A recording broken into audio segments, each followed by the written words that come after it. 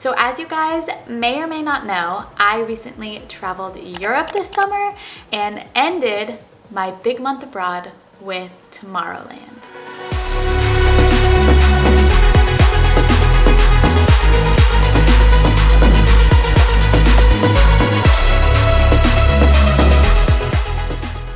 This festival I had always wanted to go to, so I wanted to give you guys my full, honest, in-depth review, what you can expect if you're trying to go next year, how to get tickets, the details, all the nitty-gritty in this little video. So for those of you that don't know what Tomorrowland is, it is an international festival in Belgium in a small town called Boom. It is massive, like 400,000 people or something like that went. There are 16 stages, people from all over the world come, and it's actually a 2-weekend festival as well. I went weekend 1, but I think the lineups are generally the same. Basically, it's a massive dance music event, probably the biggest in the world.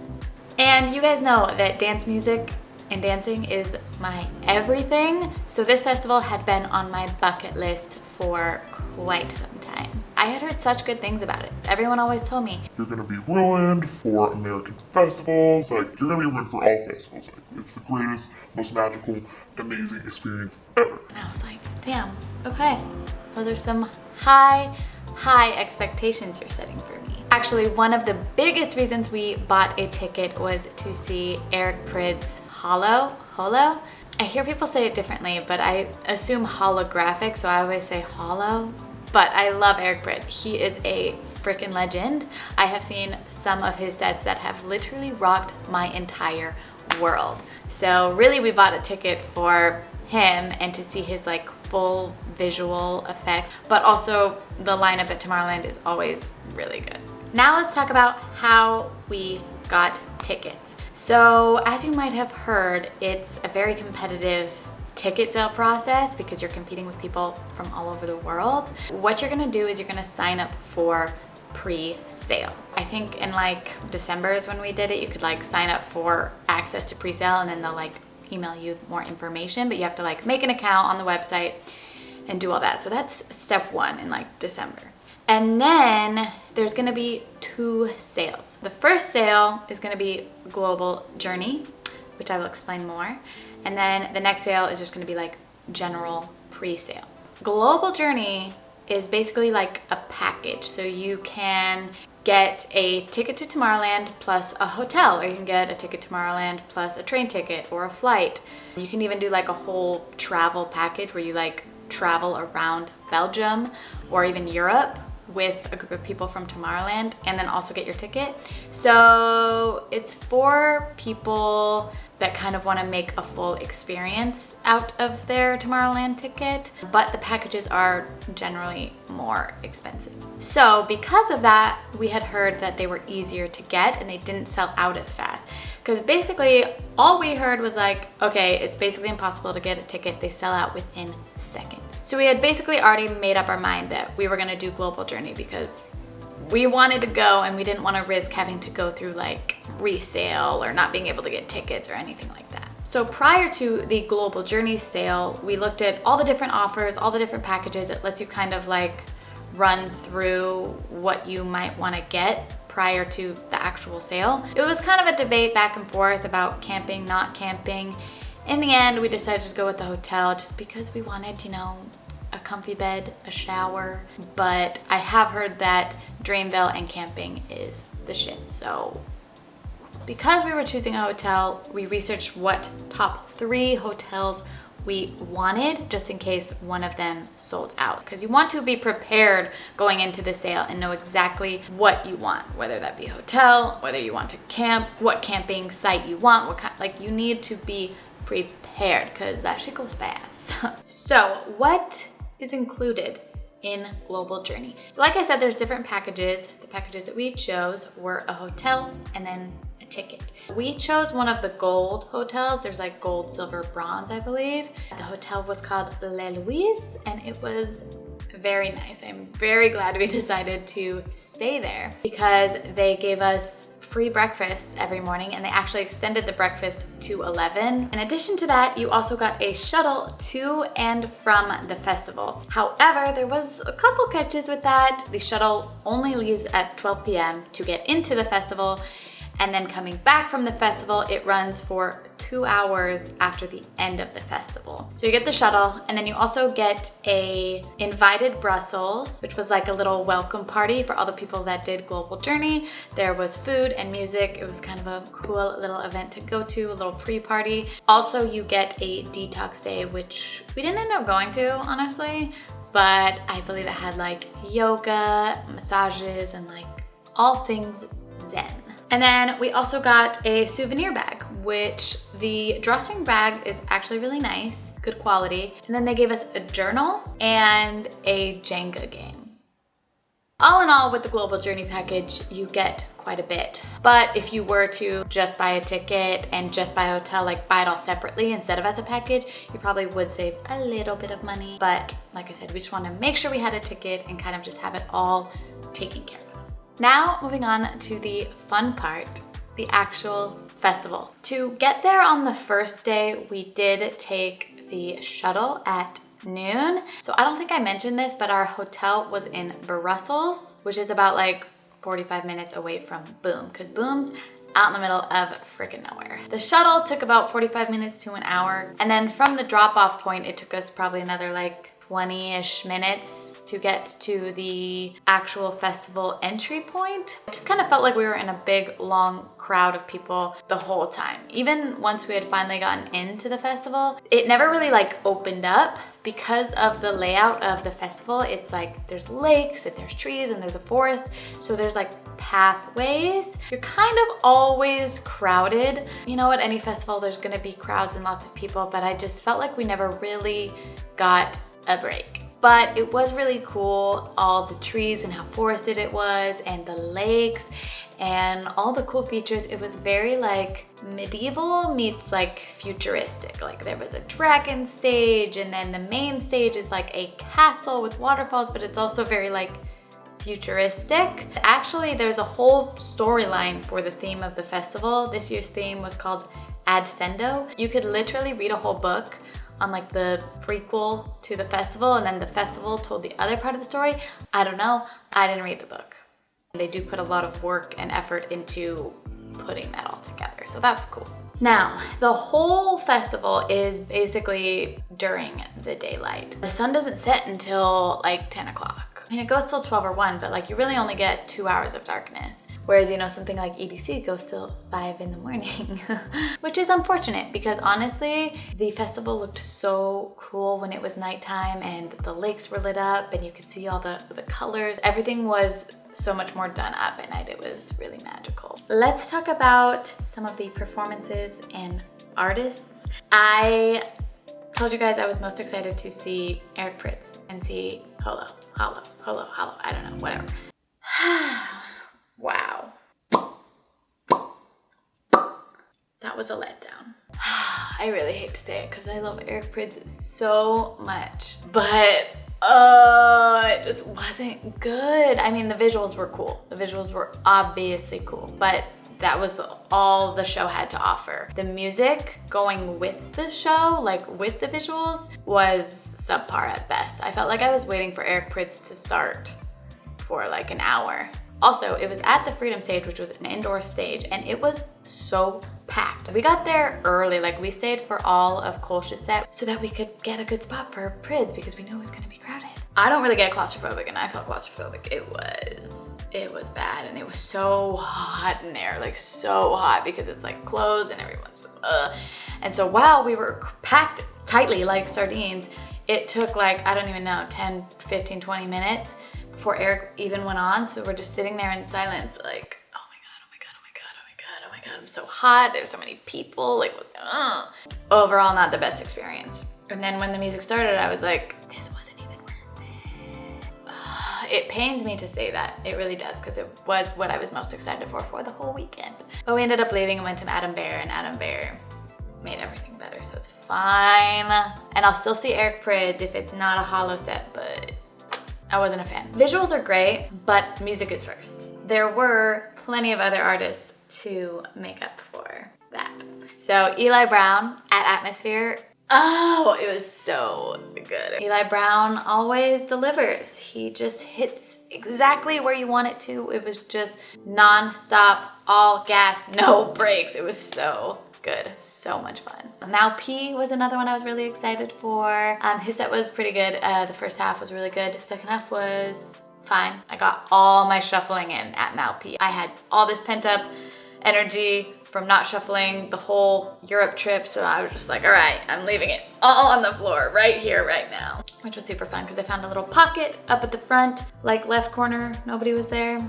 Loved it, so fun. Most surprising set was Patrick Topping and Eats Everything. It was Eats Everything first and then Patrick Topping at Crystal Garden. I was excited to see them, but like I had no idea what to expect, and they were so much fun. I had such a blast. So next time Eats Everything or Patrick Topping's on the lineup, I'm going. Also, Patrick Topping is kind of cute. I didn't realize until I saw him, and I was like, damn.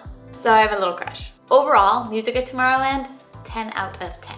Now let's talk stages. Like I said, there were 16 stages. That's so many. And honestly, I don't think I made it to half of them. And that's just because there were so many people we wanted to see. Like, we were on a mission, especially on Friday. We're going boom, boom, here, there, boom, boom, boom. There was hardly any time to explore on Friday. And then there were stages like the Cage, which like were really small, and they were like inside. There was a line to get in, and you were gonna have to wait because it was just packed. Same with like Core, which Core is like a Tulumi vibe. It's kind of like foresty. I didn't go in, but I just know from the outside. And then Cage is like scary, scary vibes. They also had a stage that was called the Rave Cave. It's literally just like a little tunnel, itty bitty, like right along the walkways. You see it and it's like Rave Cave, and there's the artist like right there. So that was cool. And then there's the main stage, which is freaking massive, massive, massive. There's a giant field behind it. It's kind of a castle-like themed, and there's actually waterfall, and there's fireworks, and there's fire. It has every effect you could ever think of. It was very, very cool, spectacular design. We actually watched the fireworks from there at the very end. Then there was my favorite stage, which was Atmosphere, which is like the big tent. There's like lights going up, all up the tent. It honestly feels like you're in outer space. Like you look up and it's like pitch blackness, but like stars and lights and lasers. It was sick. Best stage, hands down, period. So then there was Freedom Stage, which I mentioned, which is another indoor stage. It's just kind of like a big box. And they've got little butterflies up top and a big, big screen. Then there was the library, which I saw Joseph Capriati there briefly, another outside stage. And then there was Crystal Garden, which we basically spent all of Sunday at Crystal Garden to see Dom Dolla, Eats Everything, Patrick Topping. It was kind of like a lily pad. You had to go out because it was on the water basically. Like there's only one way to get in. Another thing about navigating from stage to stage, some of the walkways were only like one ways, and then some of the ways would get really crowded. So it was really kind of hard to get from stage to stage. We actually had to make sure we had enough time getting from one place to the other. But that's gonna be a challenge no matter what when you go to a big festival. But I just feel like the way the walkways were set up, and some ways being only one ways, made it even more difficult. Overall, everyone at the festival was very friendly. Like I said, people from all over the world went. Like there was no one country I felt that was the most dominant there. I heard so many languages. And actually, a lot of the festival goers, like on average, the age I would say is higher than in America, which was refreshing, honestly. Nothing against the young people, but they can get a little irresponsible, out of hand sometimes. So it was nice to be with a mature crowd. I would say we were on the younger side of the people there. Also, in general, people dressed a lot more conservatively, like honestly, just like t-shirt, shorts, tank top, shorts, like casual wear. There were some people obviously dressed in like your typical rave wear, but it was just like a lot less common. But overall, I'd say if you want to go to Tomorrowland, like wear what you want. That's the whole point of raving and festivals, is to wear what makes you feel confident, what makes you feel your best. I wore normal clothes, but that was mostly because we were traveling for a whole month before. I didn't have room in my carry-on suitcase for an outfit that was only meant for one day. And also there were hardly any shufflers. I maybe saw like 5, so strange. Now moving on to food. I gotta give it to Tomorrowland because the food I had there was actually hands down the best festival food I've ever had. We got like a pita Euro wrap basically every single day. It was so freaking good. I also got this like waffle, Belgian waffle with like ice cream and like this chocolate like crispy thing on top. It was so freaking good. They even have like a restaurant. You can make reservations and do like a whole food experience, but there's so many other options just from even the food stand, you know, anything you could ever want basically. Oh, and the way you pay for food is through pearls. So pearls are basically like Tomorrowland's own currency, I think, because it's such an international festival. It's all loaded on your bracelet, so you just have to preload it in advance. You can do it from your phone, you can do it at the festival from like little stands. It's pretty easy. I'd say the prices in general were pretty comparable to like American festivals. Some things might have been cheaper, but the food I would say is about on par for what you would pay at like EDC. I'm not really a beer drinker, but I did have some of their cocktails and they were so good. The Tomorrowland cocktail was like cucumber, lime, lavender, vodka. So good, but it cost me a lot of pearls. And then they do have free water fill-up stations. This part kind of got me at first, but I guess in theory it does make sense. The bathrooms have like sinks and mirrors, and those sinks that you wash your hands in are also the water fill-up stations. To me, it seemed a little gross at first, but it's efficient because when you go to take a break or change stages, you have to do all the things, right? You gotta go to the bathroom, fill up your water, and usually it's at different spots. But this, you do it all in one. You fill up your water and you go to the bathroom. You make your own decision on how you feel about that, but that's how it works. But they don't allow like plastic water bottles or hard water bottles. Even if they're empty, you have to bring like a collapsible like water bottle or a hydration pack. And also the waters that they give you that you can buy are cans, they're not bottles. So now let's talk about exiting the festival. It was kind of a nightmare. Now I have to say there is a caveat. If we would have camped and been at Dreamville, it probably would have been very easy. You just literally go to the Dreamville exit and there's camp. You probably walk a little bit because obviously different camps are different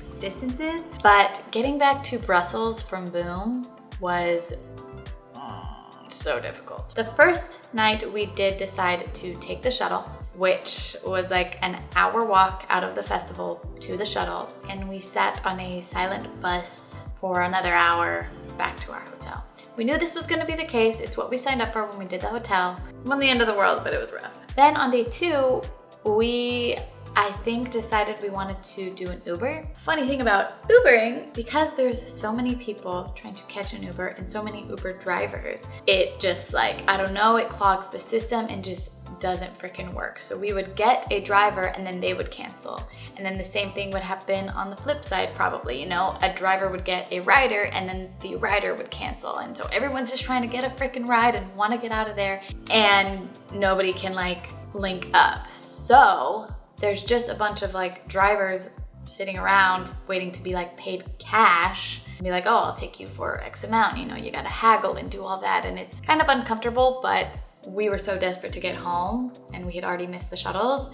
That's what we did. Then on day 3, we missed the shuttles because we stayed for the fireworks and then it was so crowded to get out. Like we just weren't gonna make it on time. So we had to do the same thing. Actually, this second guy did take card, so that was nice. But yeah, the first guy took cash. So bring cash if that's what you wanna do as like an emergency, or just make sure you catch the shuttle or set up a driver.